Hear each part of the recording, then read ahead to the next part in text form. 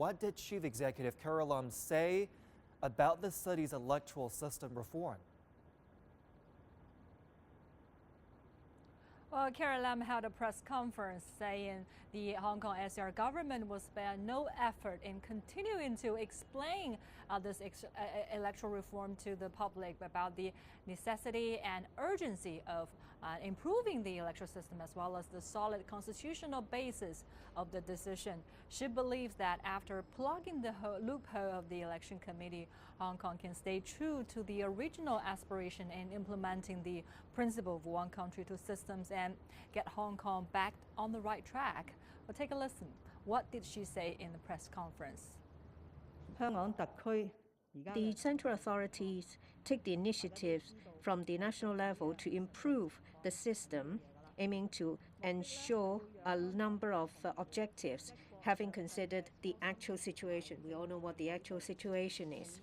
The objectives is to ensure that Hong Kong can stay true to the original aspiration in implementing the principle of one country, two systems, and get back on the right track, and to ensure that patriots will be administering Hong Kong.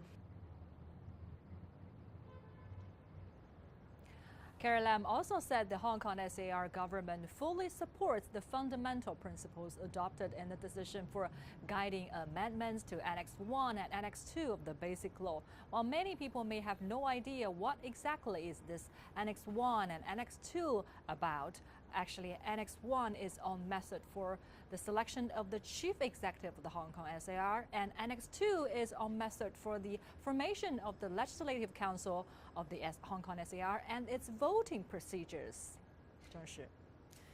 Zhu Dan, this is a serious matter for Hong Kong, and the change is important. What are some of the reactions to the central government's decision?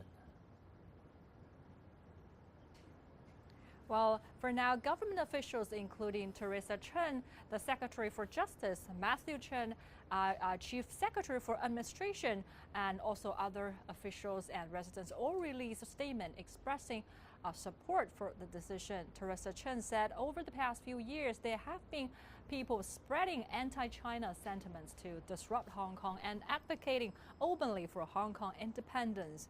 Certain radical separatist forces even entered the Hong Kong SAR's governance framework through different elections, and in doing so exposed the clear loopholes of the existing electoral system in Hong Kong.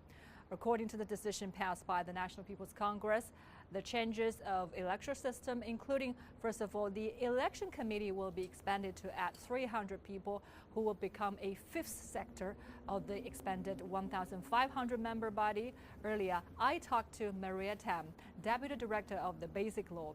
She explained why the election committee needed to be expanded. Take a listen.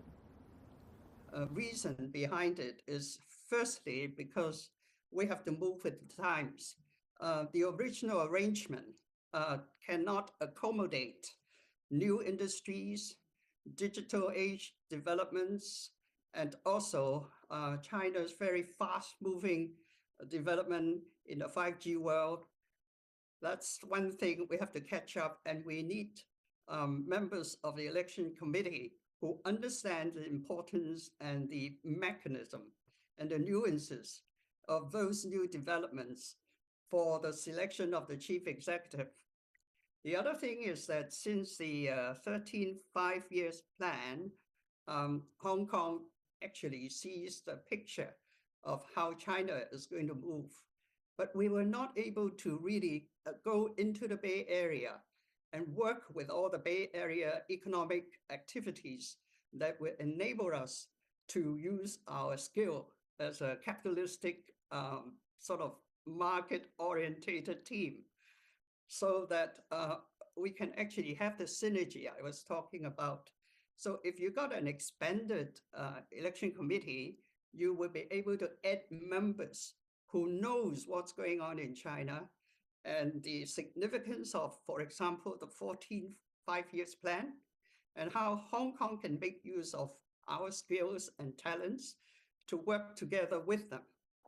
And this is a way to open up a future for our younger generation.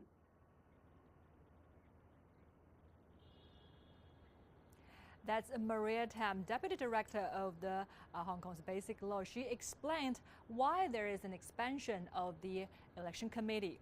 Meanwhile, the Legislative Council will also be expanded to 90 seats from 70 and will be elected through the committee, functional constituencies, and through different elections. Finally, a vetting committee will be established to review potential candidates for the committee and legislature, barring people who are not patriotic.